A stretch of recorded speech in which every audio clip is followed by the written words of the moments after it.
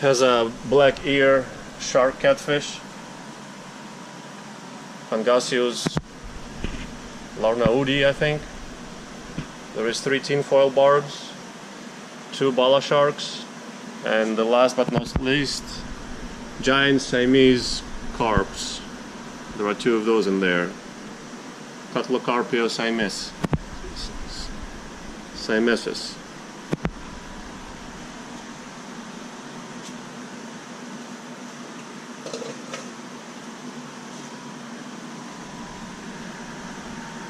And our wells. From this 240 gallon we're gonna get giant Siamese carp, tinfoils, and the bala sharks into the koi pond.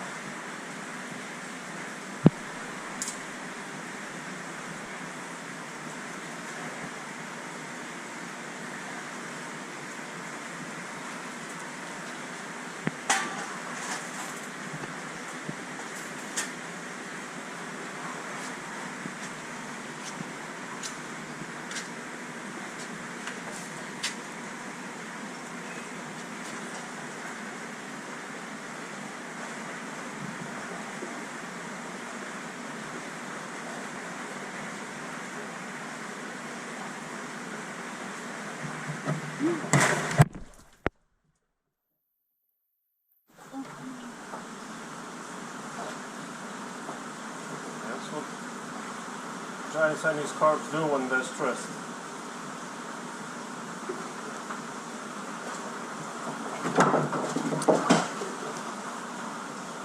They'll knock themselves out.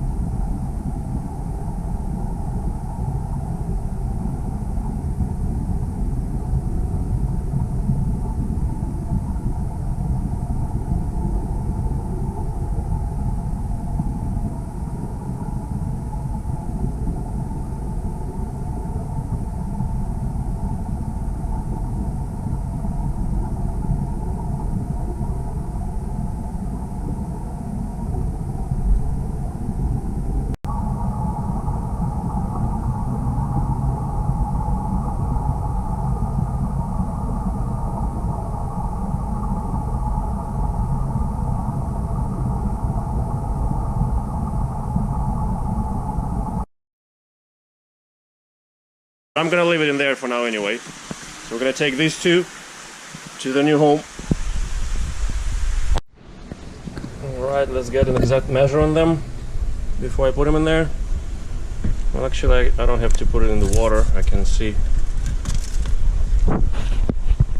Well, might as well put it in the water.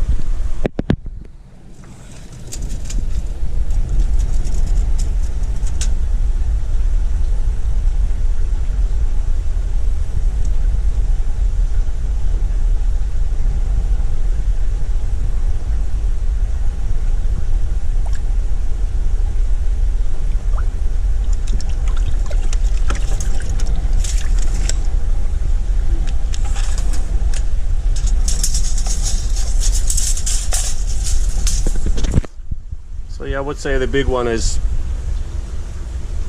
17-18 inches. The smaller one has probably about a couple inches shorter, maybe 1 inch shorter. So to be conservative, we'll say 16 and 17. This is their new home.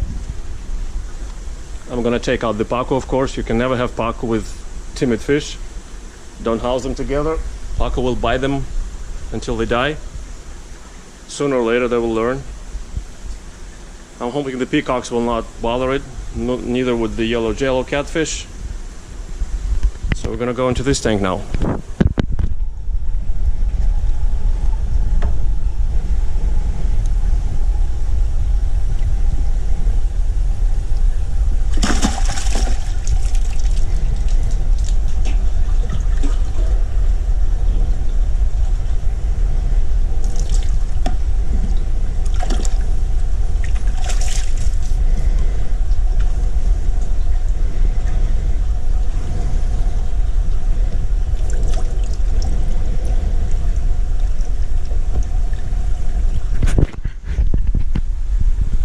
You know how I always want to give fish the biggest home possible.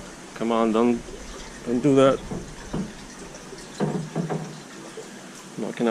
Knocking out scales. You know how I want to give each fish the biggest home possible, and sometimes it works against me, like in this case. I was really trying to give them the most space, the biggest tank, but unfortunately they cannot compete with who they share their tanks with. So my plan for this tank is to feed them pellets extensively, because nobody else eats pellets here. The peacocks stopped eating pellets after I weaned them on to frozen fish. Neither does the yellow jello eats any pellets, so the pellets should be laying around for a long time for them to scoop them up and start growing, hopefully. Okay. To the giant Siamese. Oh no, I can really feel them well. It's been a long time since I had a good shot of them like that. This is the one that was bitten by whales about 2 weeks ago. It's largely healed up. Scales are still growing back, a little messed up, but no big, it's just aesthetics. That's the guy we decided to call 17 inches, and that's the guy we're calling 16 inches. But they're so bulky, thick-billed, thick-headed fish that they look bigger than just from sighting those length numbers.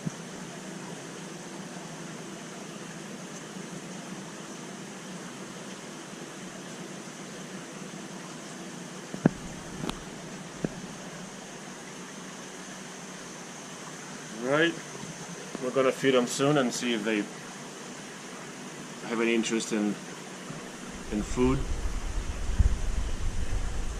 They look calm and relatively unaffected by their dramatic capture and rehome.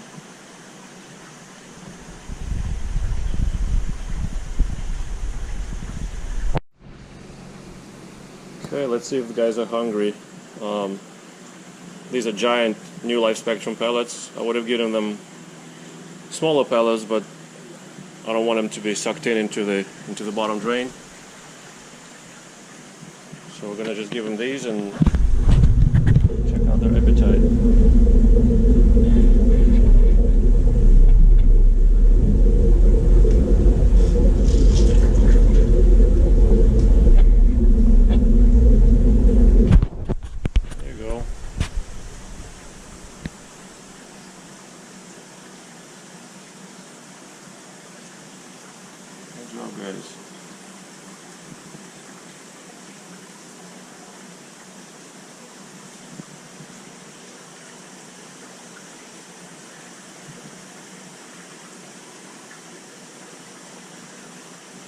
They're filter feeders, but they learned a long time ago to pick up from the bottom as well, not only from the water column.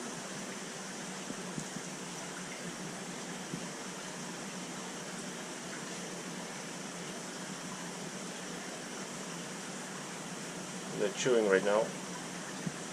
They use their gill rakers and gills as a sifter.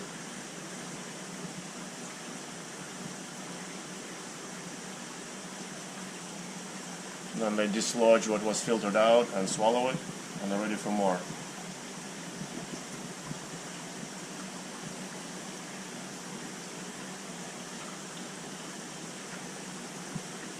Ready for more?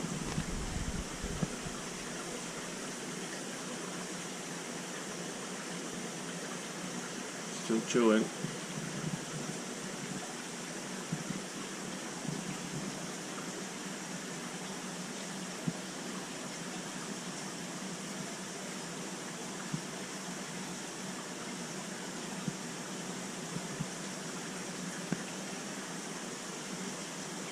Still swallowing.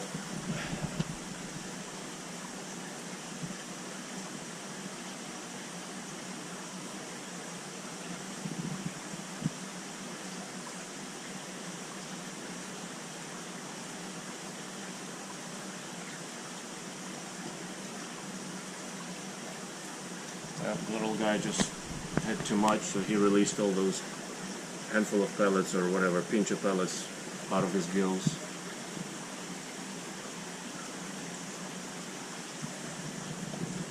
Okay, well, maybe they're not ready for more yet, but it's a good beginning.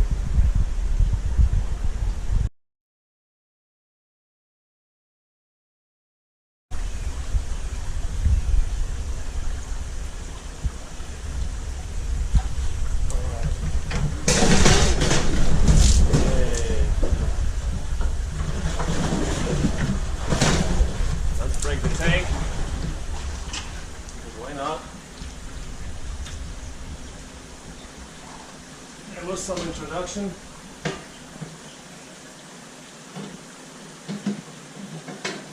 It wasn't just the cutla, the giant Siamese carp are also skittish.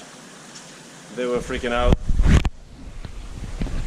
Okay, we'll let them settle down and grab a few frames later.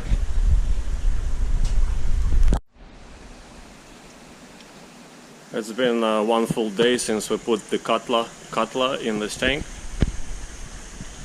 When I put them in there, the two giant Siamese carp freak out. They're skittish fish, and they cope with any kind of stress by bolting and hitting everything. So that was the commotion, hitting of the lids and everything.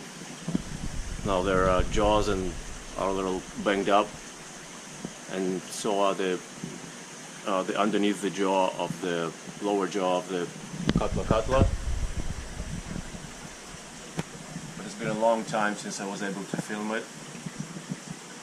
It's a food fish from India and South Asia. It's also called South Asian carp. Right now I think it's a labeo cutla. Used to be its own genus, cutla. It looks bigger, and this tank looks pretty small for it. We'll get it feeding well, see if it's going to start putting on size, and then we're going to put them in a different tank, bigger tank, all three of them, where they would be more comfortable.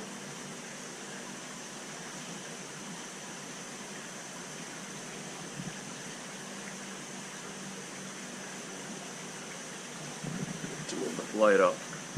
It's a little too far. There you go.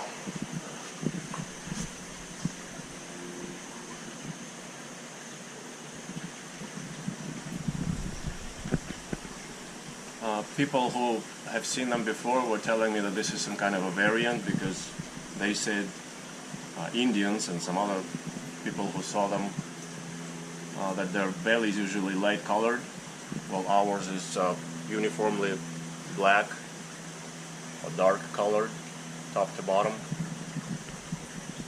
So that's something unusual about them, I was told. I don't know how true that is, but that's what I was told on a couple of occasions. They also grow very big and very quickly, so ours obviously was underfed to still be about 2 feet and 8 years old, 9 years old now. It should have been about 50 pounds already, if not more, if it was fed properly. But again, I understand this now with the new information from my newly found peer, Dennis from Cambodia. Thanks to him for teaching me about the giant Siamese, and I apply the same knowledge to the cutla, because their plight in my hands seems to be pretty similar, and their biology is very similar. They're filter feeders. They only take food from the water column in the wild.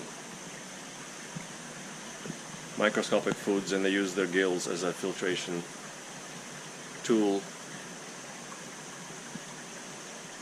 Okay, the cutla hasn't eaten yet. It's been one full day in there. I mean, it showed some interest, I saw it, but I didn't see it actually start eating. The Siamese carp, they're still a little nervous, but they're started eating already. So I think the prognosis is positive for this temporary arrangement for this large fish in the smallish tank. I just need to start beefing them up, and if I see that going real well, I'm gonna think about where to put them next. Hopefully by that time I will have a couple of more tanks put together or glued, so we'll go from there.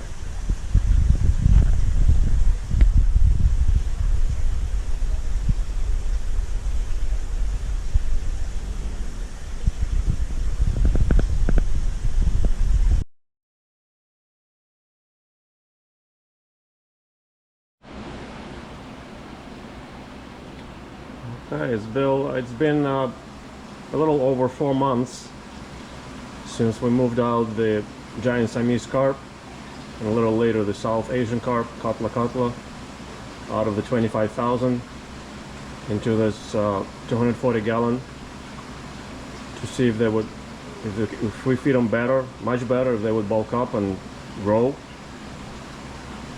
They're 8 years old or 9 years old now, and they should be 10 times bigger than they are, at least, if not 30 times bigger. Anyhow, you can refer to my prior videos to see why we moved them here, because they were not growing for the last 6 years, I want to say. I think they look much better right now in terms of their complexion, and they filled out a lot. They might have put a few inches of growth, both of them, the smaller and the bigger one, so that makes me really happy. But 4 months, you know, it's not much of a time yet. We should revisit in about 1 year and see how they do.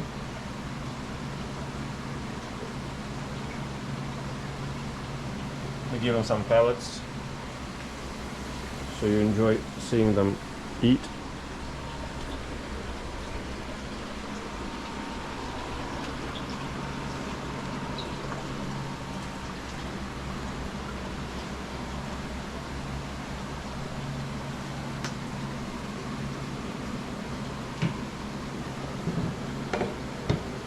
They have a great appetite.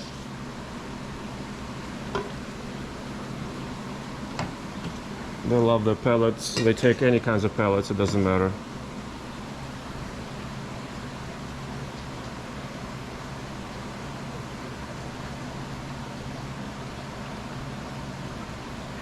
It's funny that I read that they like to be in pairs in the wild, not necessarily different sexes, just pairs, I think.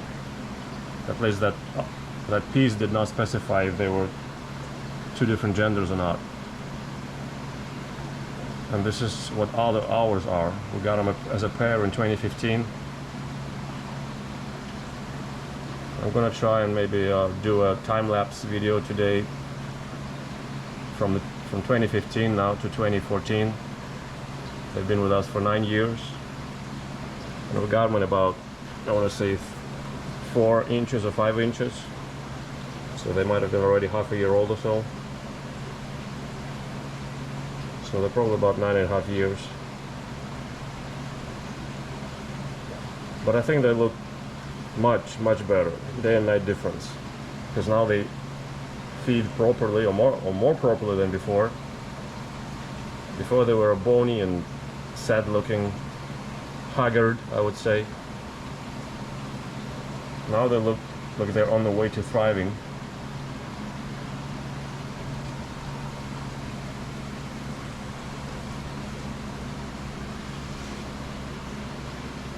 Alright, let me go get the compilation going of their footage from the prior years.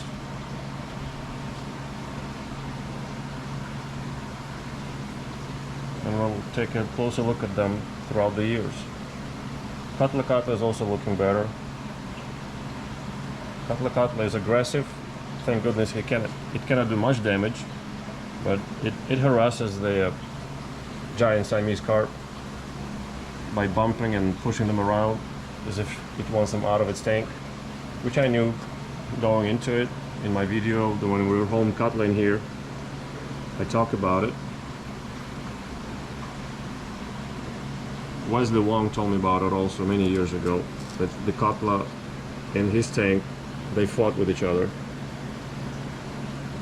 But anyhow, this is about the giant Siamese. This is their show. Their time to shine.